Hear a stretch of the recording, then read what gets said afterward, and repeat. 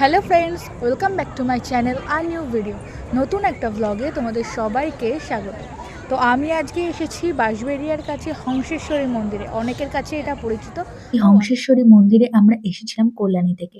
কল্যাণী থেকে আমরা ম্যাজিক গাড়ি করে বাঁশবেড়িয়ায় এসেছিলাম। একটা মোড়ে নামিয়েছিল, সেখান থেকে ৫-১০ মিনিট হাঁটলেই হচ্ছে এই হংসেশ্বরী মন্দির পড়ে। কিন্তু ভেতরে কিন্তু ক্যামেরা অ্যালাউ নেই, তাই আমি পুরোটাই বাইরে থেকে ভিডিওটা করতে পেরেছি। সামনে মায়ের বিগ্রহের সামনে ভিডিওটা আর করতে পারিনি। যাই হোক, এখানে হংসেশ্বরী মন্দিরের সাথে সাথে রয়েছে এক বাসুদেবের মন্দির, শিব মন্দির, সবকিছুই একটা গ্রাউন্ডের মধ্যেই রয়েছে। কিন্তু সামনে থেকে ভিডিও করা অ্যালাউ নেই, সেজন্য আমি করতে পারিনি। তাছাড়া ভ্লগ করাও সেরকম অ্যালাউ নাই।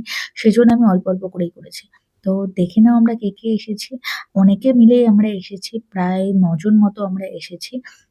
এখানে অনেকদিন ধরেই ভাবছিলাম যে আসবো, এখানে পুজো দেব। যাই হোক, ফাইনালি আমরা আসতে পেরেছি। কিন্তু ভিডিওটা ছাড়তে সত্যিই আমার লেট হয়ে গেছে, কারণ সোয়েটার পরা দেখেই বুঝতে পেরেছ।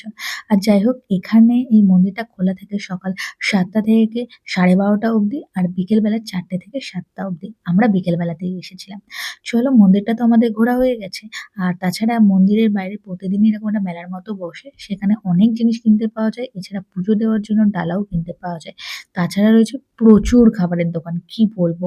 মানে কোনটা ছেড়ে কোনটা খাবে এমন অবস্থা থাকবে। মানে প্রচুর খাবারের দোকান বসে।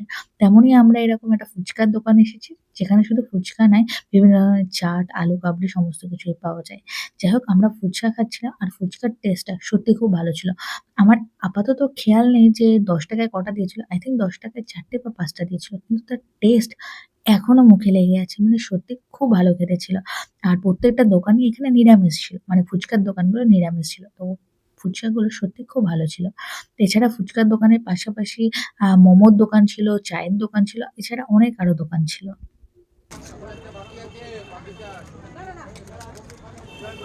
ফুচকা খেতে, খেতে আমাদের চোখ পড়ল দার্জিলিং মোমোর দোকানের দিকে। তাই আমরাও সবাই চলে গেলাম দার্জিলিং মোমো খেতে। কিন্তু দার্জিলিং মোমোর মতো একদমই সেরকম টেস্ট ছিল না। বলতে গেলে একদম ভালো টেস্ট ছিল না। মানে দাম অনুযায়ী ৳৭০ না ৳৮০ নিয়েছিল।